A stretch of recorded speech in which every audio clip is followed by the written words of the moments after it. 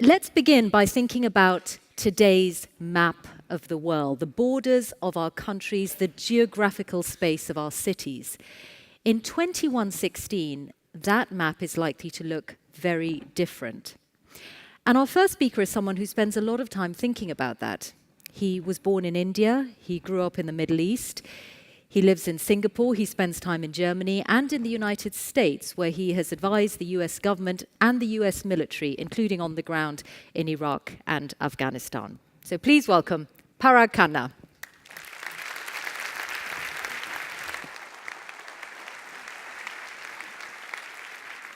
Good afternoon, Your Highness, Excellencies, thank you. The next 100 years, no problem. And for Sweden, it's going to be absolutely fine. How can we be so sure? Well, to be confident about where the next 100 years is going to go, we should start by looking back at the last 60,000 years. Since mankind began migrating around the world and populating the continents, there is just one force that has triumphed, that has superseded over all of the wars, all of the plagues, all of the depressions, and that is the force of connectivity. In fact, I would go so far as to say that the most ancient adage that we teach our children in schools, geography is destiny, is wrong. And the next 100 years will prove, beyond any shadow of a doubt, that it is connectivity that is our destiny. There is a global connectivity revolution that is sweeping the planet, and it has been especially for the last 100 years, and it will accelerate into the next 100 years. This is the map of the 21st century. This is a map so far of all of the world's highways and railways, all of the world's pipelines and electricity grids, and all of the world's internet cables. This is a map of the infrastructural engineering that we have bolted on to the planet with our technological capability. This is the human engineered exoskeleton that is wrapping around the world. And it presents an entirely new way of thinking about our impact on the planet and how we use it. It is functional geography. We are all familiar with natural geography, in which we depict blue for the oceans, brown for the deserts, green for the forests. And of course, political geography, the maps that dominate on our children's classroom walls, in our offices. But the real maps of the 21st century, the ones that are going to be the most useful for all of you, for all of your businesses in thinking about the future, are going to be the functional maps. How do we impose ourselves, if you will, on the planet? How do we evolve and connect collectively as a global civilization?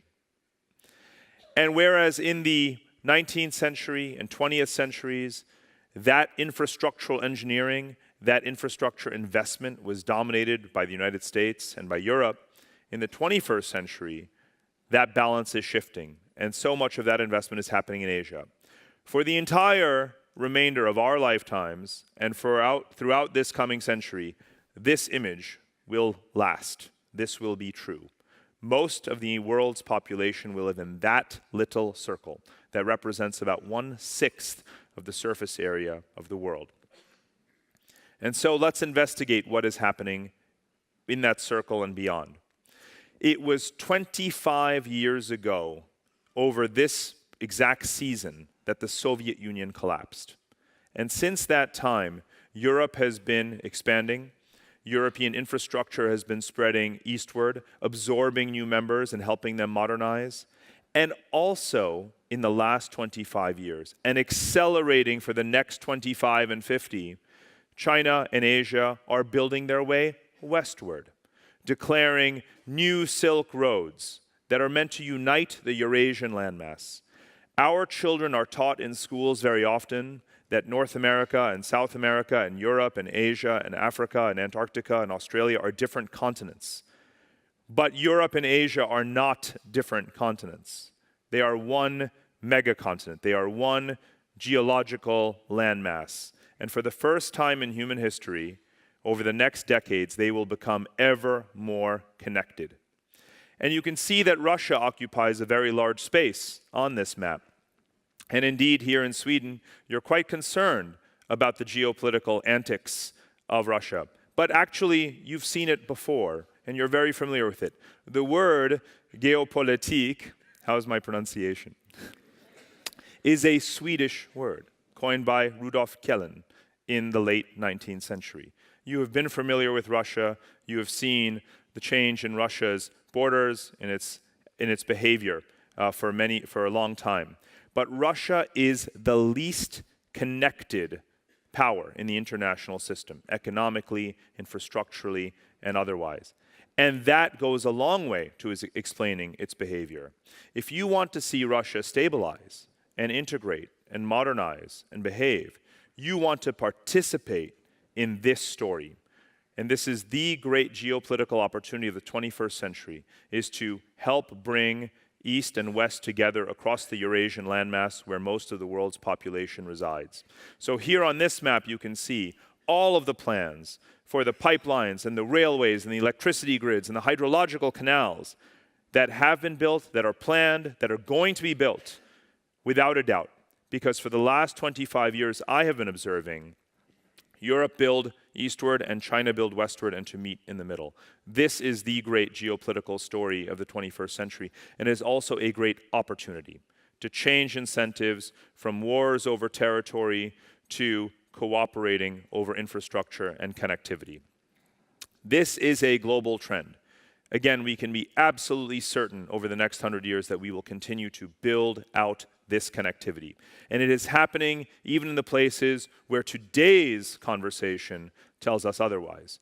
Right now, the United States election is dominated by the whims and fantasies of one particular individual who wants to build a fence on the border between the United States and Mexico.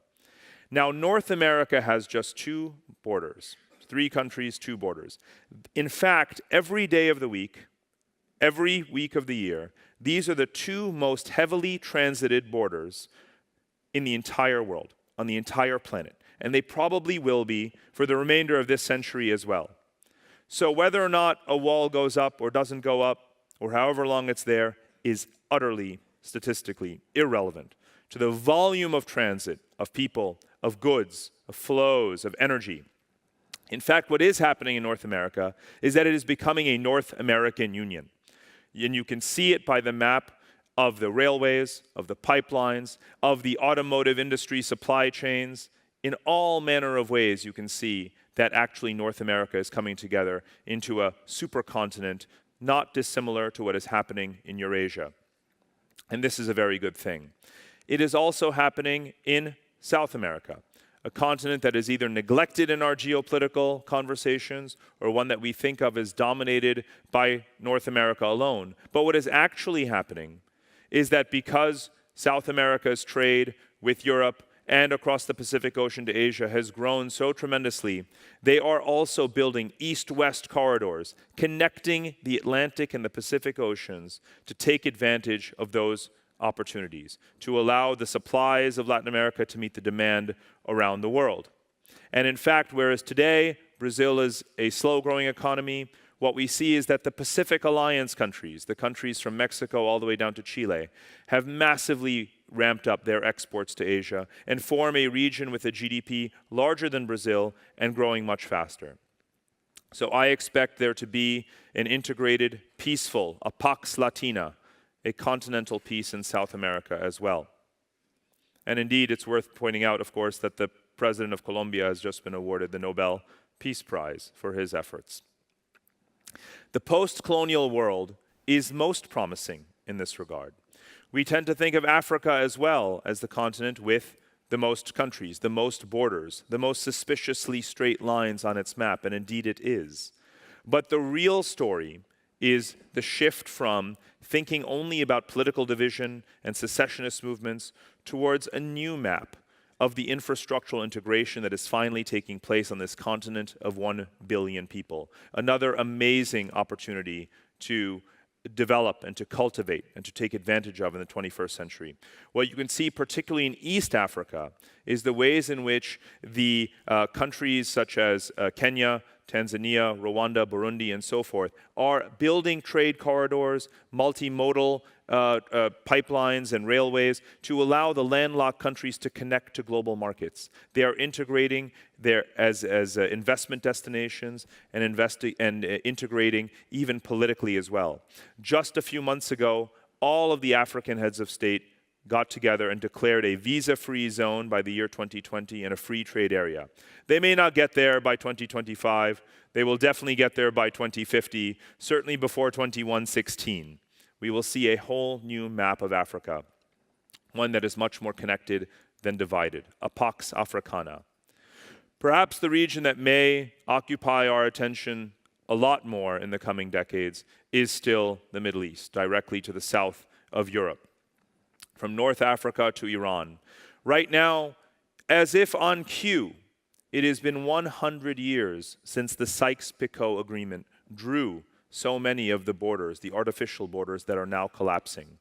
And 100 years from now, the map will look nothing like it does today and like it did 100 years ago.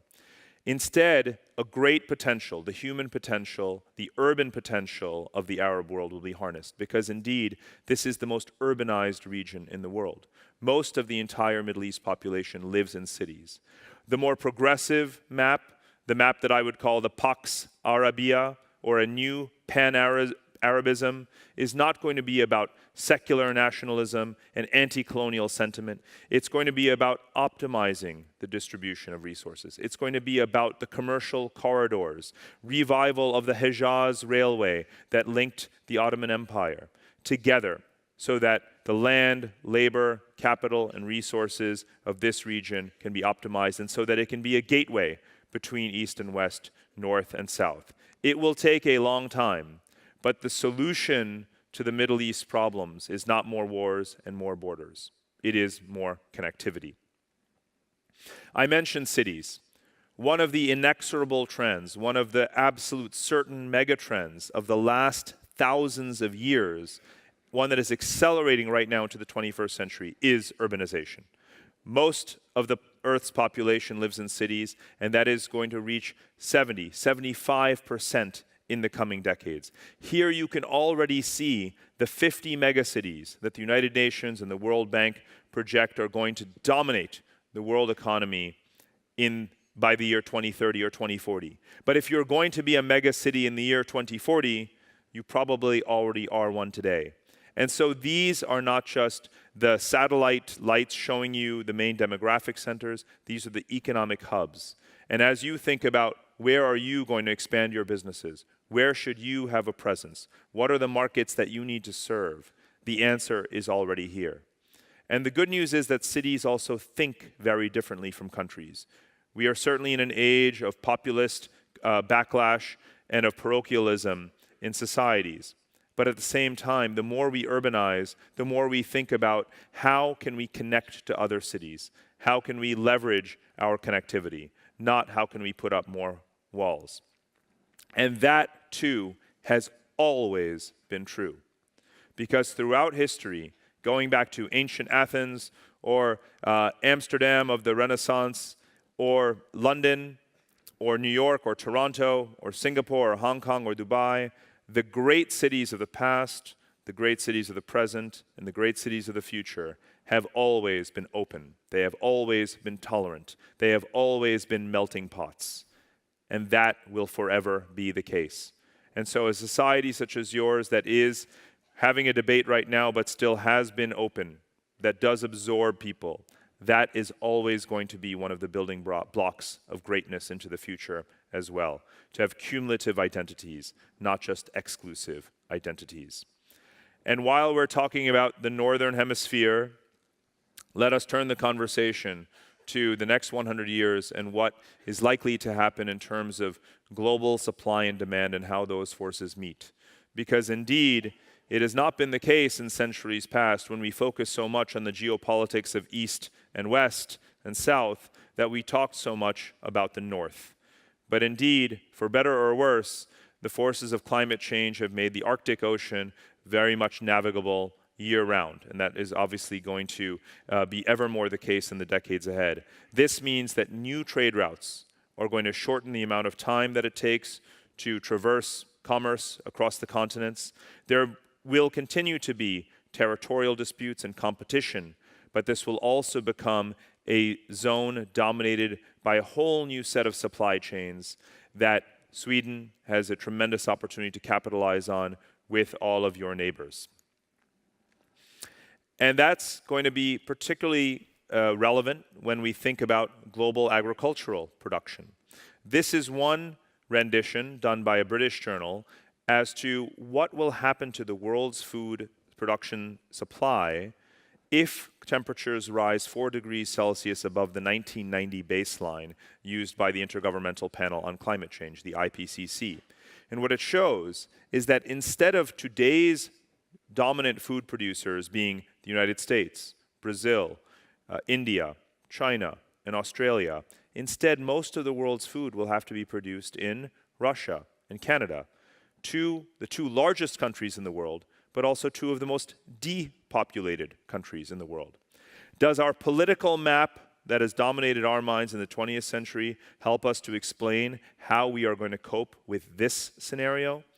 Or does a functional map help us more, in which we think about how will food reach supply and demand? Where will migrants need to go in order to cultivate the fields, in order to survive the potential coastal inundations from rising sea levels at the equatorial latitudes? These questions are not answered by falling back on parochial political maps. They're answered by building resilient infrastructure, by building connectivity. And so I believe that we have to think about functional maps as a pathway to a better geopolitical system. Instead of talking about which superpower will dominate the 21st century, let us already appreciate right now that no one will. In this map, in this diagram, you see that there is no power at the center. But instead, we, for the first time, live in an age where every region, every continent matters at the same time. And because of the force of connectivity, they are able to trade and develop strategic relations with each other without anyone dominating the landscape. And that is a world that is not hierarchical anymore. It is a world that is more and more symmetrical. And that is a good thing. So many people talk about how America competes with China. America provides security assistance, and China is building infrastructure. Those are not rival public goods. They are complementary public goods. And they allow for this image of the world to be ever more the case. A world which co-evolves, in which East, West, North, and South can, in fact, reinforce each other's development. And so let me conclude by pointing out that even though we as individual nations, whether the United States or China, or whether it's Europe collectively or Sweden, have our own individual agendas, but so much of what our agendas today involve when it comes to building our influence, it's really about building connectivity. And as we do so, we build a world that is more and more connected than ever. For example, you can see that if there were a blockage of the Panama Canal, Suez Canal, Straits of Hormuz, or Straits of Malacca, still there are ways for supply of goods to meet demand, or energy, over the Arctic, across the Eurasian corridors. That is a more resilient world. The more internet cables we lay down, the more resilient the communications network of the world becomes, because a cutoff or a blockage in one area doesn't disrupt the flow. And for those who think that the United States and China are going to necessarily fight a war over the energy resources of the Middle East, as of this year, China buys oil directly from America, and that volume is going to grow and grow and grow. A connected world is a more stable world, a more peaceful world. And so for the next 100 years, the smartest investment that any of you can make is to continue to invest in the power of connectivity. Thank you. Thank you. Thank you. Thank you very much, Parag. You know, the way you talk makes us really rethink our nation states and think about the limits of our nation states and our political groupings. Does that mean that you view a development like the Brexit vote and what the future of the European Union looks like as not necessarily that important in the scheme of things? In the grand scheme of things, and of course it sounds very heretical to say so now because we're so obsessed with Brexit and you're British, but the truth is that the sum total of Britain's connectivity with the world is a lot more than whether or not it is a member or not a member of the EU. If you measure Britain's connectivity by financial markets, by foreign investment, by trade, by the number of tourists and students residing in the country, by investment in its real estate sector, and all of those ways, the number of aircraft landing at Heathrow and Gatwick Airport and passengers on the Eurostar train, there are 30 or 40 ways in which we should measure a society's connectivity. And I will, if we can be confident about 100 years, I can certainly be confident about 5 years. If we come back in 5 years, Britain will be more connected economically, financially, and in other ways to the rest of the world than it is today. But I was thinking more about what it means for the rest of Europe, because you're talking about Eurasia as this super connected continent. So is the European Union, as we know it today, a part of that? Will it still be around? The European Union will very much be around. When the European Union began as the coal and steel community, today's state of affairs, in which it is both wide and deep, and in which it is supranational in so many ways, was not foreseen. The Eurozone itself wasn't even foreseen in terms of the common currency.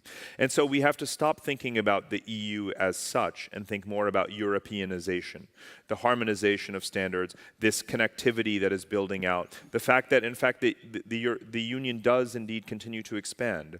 So whether or not countries actually become members, such as, take the example of Ukraine, or Russia, or Turkey, the very difficult, large societies that are not as modern and don't necessarily as yet share the values. Europe will continue to be the largest force of investment in those countries and will be the largest force shaping their values and their commercial sectors as they modernize. And in doing so, it will Europeanize them. Okay, and you referenced worries that people might have in a country like Sweden about Russia, whether it is what's going on in the backyard of the Nordic countries or in the Middle East. The way you look at the world, would you say overcome that distaste, that fear, put it in context? In some ways, even though I say geography is destiny or connectivity is destiny, geography is also destiny. So as I said before, you've been reckoning with the Russia challenge in this region for centuries and will continue to. But I see a clear path towards the gradual subsuming or integration of Russia, particularly because of its own circumstances, which is to say that it has experienced this massive territorial collapse. It is in a demographic freefall. It is still very much dependent on Russia, on Europe for technology, for investment. And so to try to freeze it out, irrespective of the provocations that it's now undertaking, is not in the long run the most constructive strategy. Okay. In the long run, I mean, the world you're talking about, is all about trade and investing and doing business and laying the cables. Does that mean that the politicians, sorry, Prime Minister, I mean, will matter less as we look forward? I mean, especially in an age of political mavericks and, in political insurgency. It's precisely because that there are these political mavericks that pragmatic, sort of long-term thinking politicians and leaders matter more than ever. And throughout history, it has always been governments who lead the way in infrastructure investment. And it is governments such as those in Scandinavian countries or in Europe that have demonstrated that the most modern, best-regarded societies are those that have high-quality infrastructure, democratic institutions, and welfare-oriented social policy. And that's what we see here. So it's very important that we remember those principles and that even if we have blips where provocative, leaders. So Trump is a blip.